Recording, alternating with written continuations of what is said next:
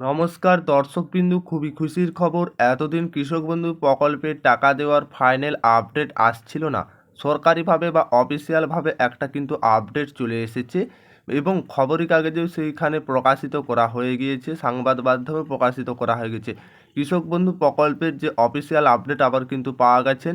ঠিক কি সেই আপডেট সমস্ত কিছু আজকের এই ভিডিওর মাধ্যমে আলোচনা করব। অবশ্যই ভিডিওটি শেষ পর্যন্ত দেখতে থাকবেন, গুরুত্বপূর্ণ ভিডিও হতে চলেছে। ভিডিও শুরু করার আগে আপনাদের কাছে ছোট একটি রিকোয়েস্ট, আপনারা যদি আমাদের চ্যানেলে প্রথমবার এসে থাকেন অবশ্যই চ্যানেলটিকে সাবস্ক্রাইব করে অল নোটিফিকেশন অন করতে ভুলবে না। বন্ধুদের কাছে বেশি বেশি করে খবরটি শেয়ার করতে ভুলবে না। চলুন আজকের প্রতিবেদনে কি বলা হয়েছে দেখে নেওয়া যাক।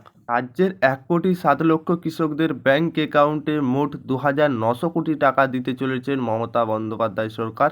কৃষক বন্ধু প্রকল্পের অধীনে আর কিছুদিনের মধ্যে এই টাকা পাঠানো শুরু হবে কৃষকদের ব্যাংক অ্যাকাউন্টে। 6 জেলায় 7টি নির্বাচন, উপনির্বাচন, ভোট গ্রহণ হয়ে গিয়েছে।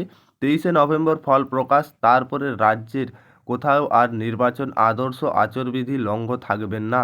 এই অবস্থায় বিভিন্ন প্রকল্পের সুবিধা সাধারণত মানুষদের কাছে পৌঁছে দিতে তোড়জোড় শুরু করেছেন নবান্ন। সেই সূত্রে আরও কয়েকদিন মধ্যে কৃষক বন্ধু প্রকল্পের টাকা ছাড়া হবে বা কৃষকদের ব্যাংক অ্যাকাউন্টে এই টাকা পাঠানো হবে।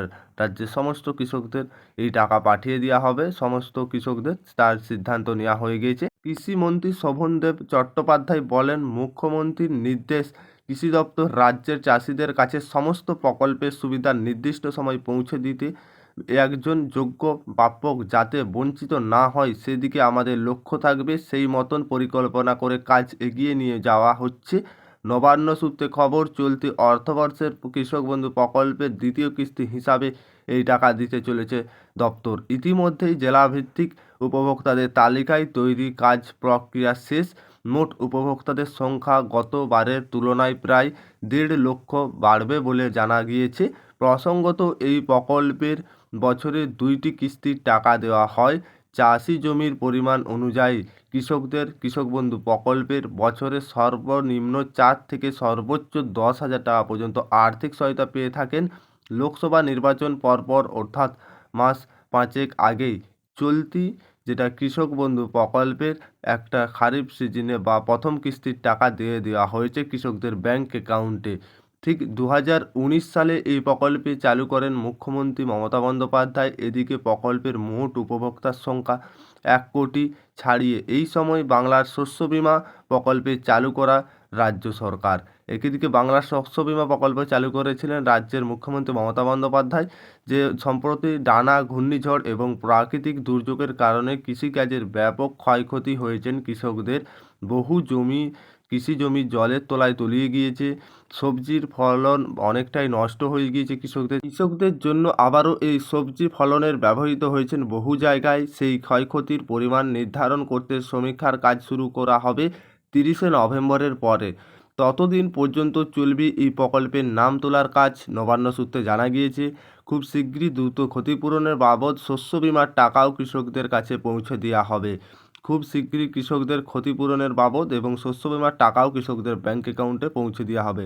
এদিকে ট্যাবের কাণ্ডের পর অন্যান্য প্রকল্পের মতন কৃষক বন্ধু প্রকল্পের টাকাও পাঠানোর ক্ষেত্রে যথেষ্ট সতর্কতা হয়ে পদক্ষেপ করছেন সরকার। এক্ষেত্রে যাতে কোনো কারচুপি বা বিভ্রান্তি না থাকেন সেদিকে কড়া নজর রাখছেন দপ্তর কর্তারা।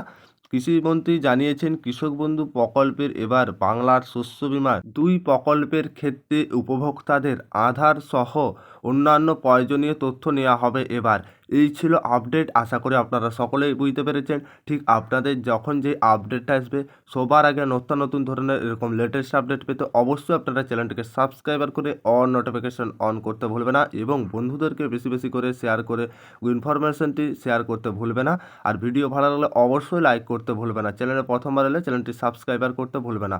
আর যেহেতু আপনাদের পরবর্তী সময় কৃষক বন্ধু প্রকল্পের বা বাংলা শস্য বীমা প্রকল্পে সমস্ত কিছু যেই আপডেটে আসুক না কেন বা আপনাদের ধরুন কৃষক বন্ধু প্রকল্পের যখনই ব্যাংক অ্যাকাউন্টে টাকা দেওয়া ক্রেডিট হবে সমস্ত কিছু প্রমাণ সহ আমরা কিন্তু সবার আগে আপনাদেরকে জানিয়ে দেবো এই চ্যানেলের মাধ্যমে।